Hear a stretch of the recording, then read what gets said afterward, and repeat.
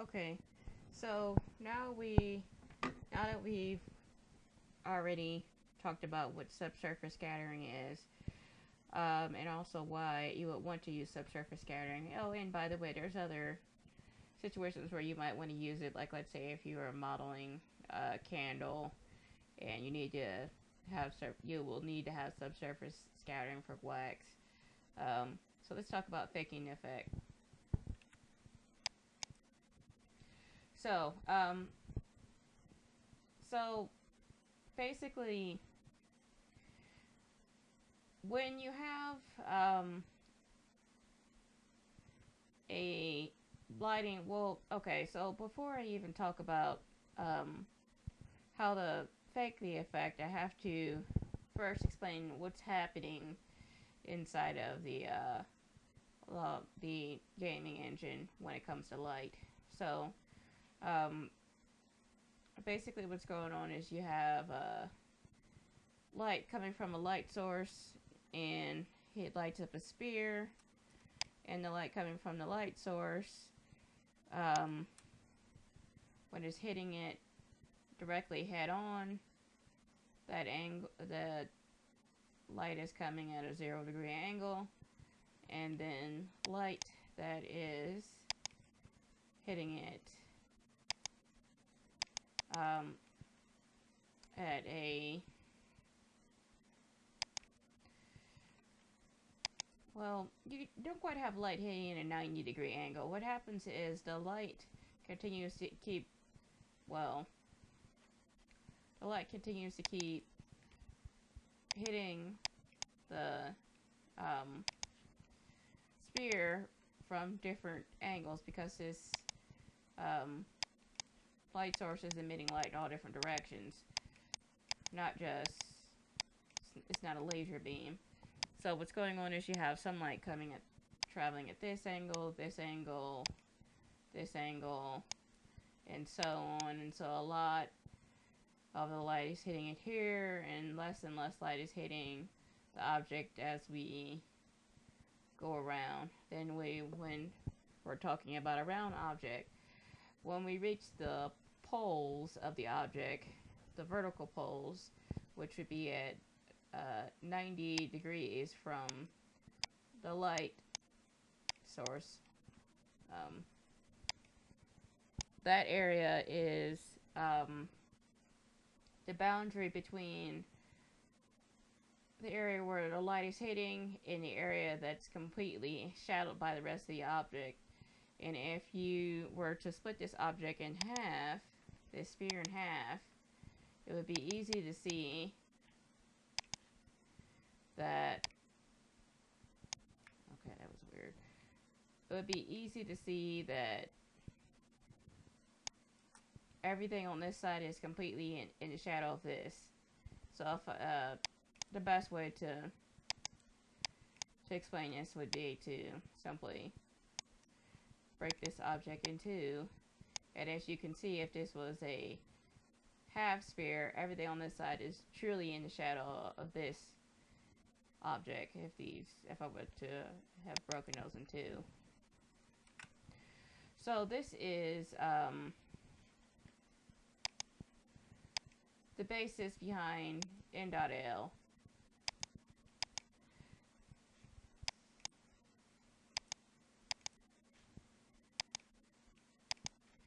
So basically what's going on is that n.l is equal to 0 here and 1 here. And if I were to pick, like, let's say a 45 degrees between 0 and 90, I would probably see a value of 1.5, which is 50-50 gray. So as you can see, the fall off range is kind of sudden. It's not that gradual.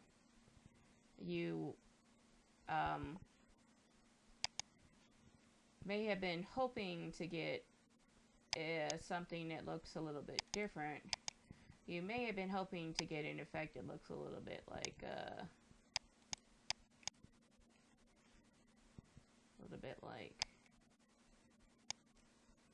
that.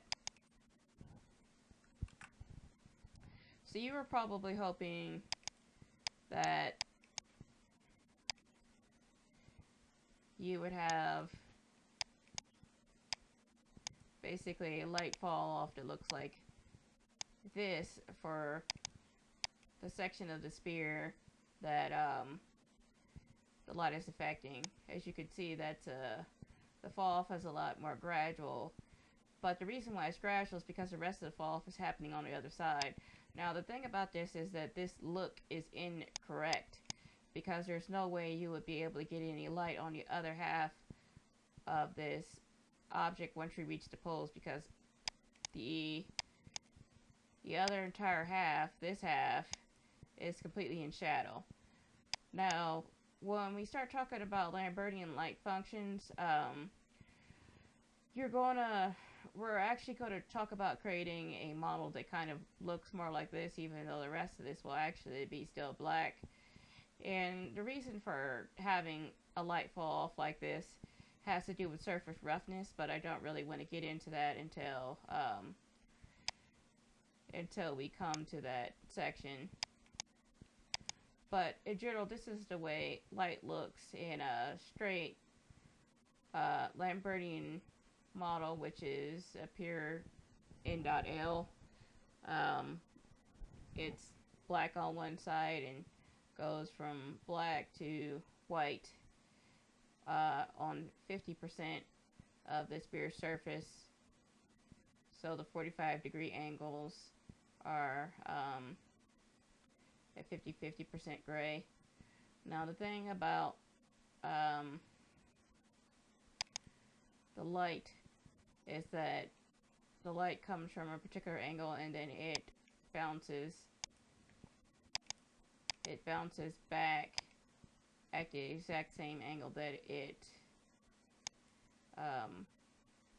came from. So like, let's say this is a 15-degree angle, so the light is 15 degrees from here to here. Let's call this angle A, and then the light is going to bounce off at an angle that is also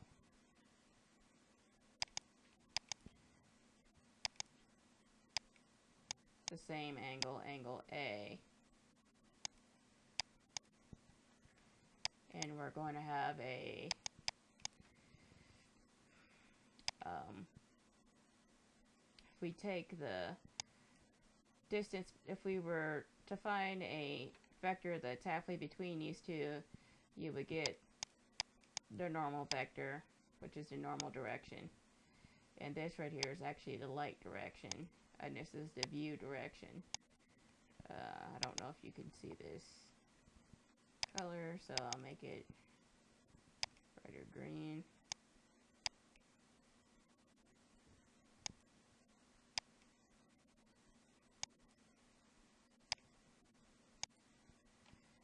Light direction.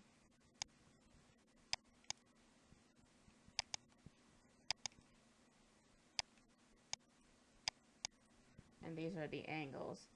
Okay, so besides the light direction, normal direction, and view direction, what's actually going on is if you were to take a curved surface, you could theoretically try and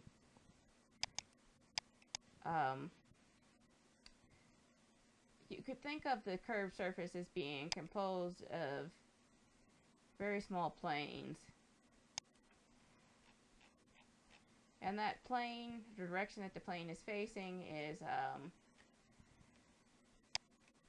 the normal direction. So if you've taken calculus and you know derivatives and the which is the rate of change, but if you were to think about it in terms of Riemann sums, and so you're taking these little surfaces and you're decreasing their area, making them constantly smaller and smaller, and you're creating more and more of them. Eventually what you would have is you would kind of create a smooth surface. So it's kind of, if you're taking calculus, you kind of understand the idea of how you might originally start out with a box, and then you add more surfaces, and if you keep adding more surfaces, you eventually kind of, that was kind of a bad drawing, but the more surfaces you add, the smoother it gets, which is kind of the same principle. If you had a box, well, not a box, but if you had like a low poly sphere and you were going to keep subdividing it, it would go from something that's blocky to something that's really smooth. It's basically all math. But if you pretend that this is actually a small plane, then that small plane can face in a direction. If you're thinking of this all as a curved surface, it doesn't particularly make sense. But anyway, so basically what's going on is that if you're going to try and create some sort of subsurface scattering, you want to see a red hue probably in this section, probably where your 50 grays are starting to go towards your blacks.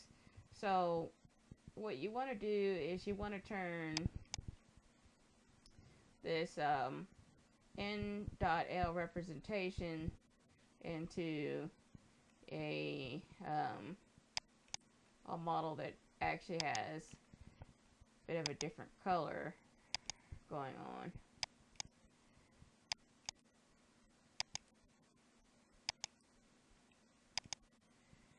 So you want to now turn this into a different function. So basically you want to turn that into this. So you kind of have a reddish hue here. Of course, that might not actually be the best representation, because you kind of want something that's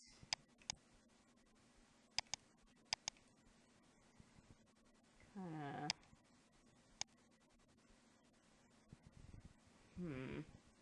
let's see, let's make this 50-50 gray. Let's make this no. Let's see, the red portion is sitting before the 50-50 mark, so this needs to not be 50-50. This probably needs to be like 20% gray. This is white, and then if I do this again, yeah, kind of like this. So the skin tone is, well, if this was skin and it had its own diffuse color, and you also had your light color, this section here would be kind of yellowish from the color of the light, since this is the sun. And then around this, kind of in the more gray area, would be more of the skin tone color, even though some of that will show through even at the center. Skin tone color will kind of show through even in the area around the red, where the red section is, and then we kind of have this red overlay, and then finally we got it kind of get into the shadows. So that's basically what you want to create. So how do we create this? Well, if we go about this in the matcap faction, if we do it in a matcap way, what we'll do is we'll basically create a new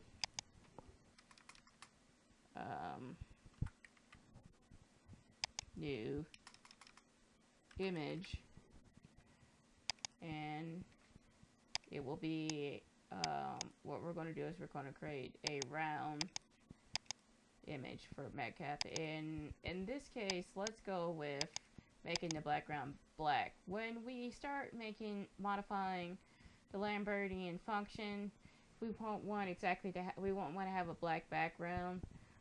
We're gonna try and match it to whatever the 1 in the n.l function is. So 1 in the n.l function was pure black, as I previously showed you. So, but if you, well, I'll just explain that a little bit later. I don't want to overcomplicate things. So now we're going to create our circle.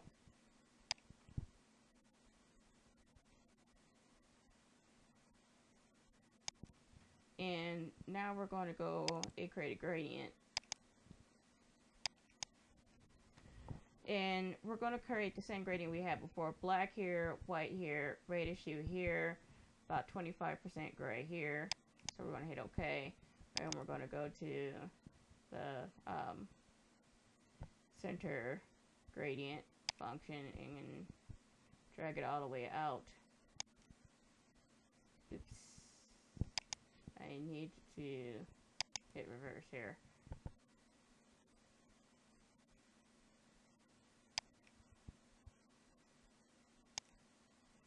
Okay. I think that may have not been quite right. Let me try dragging this out one more time.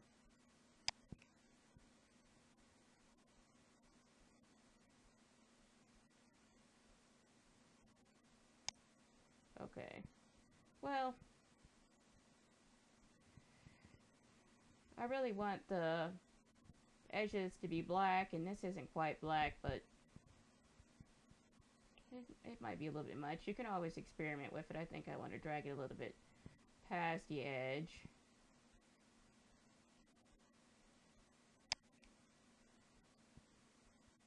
Just a little bit past the edge. Okay, so this is what we're going to use as our matcap. So you want to save it. I'm going to save it to the desktop and then move it to my assets later. You can save this as a JPG. And we're going to save it as subsurface CAP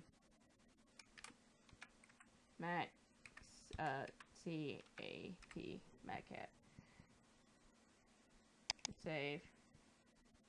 You don't have to save it that high. I mean, you can save it as a 9. And so after this,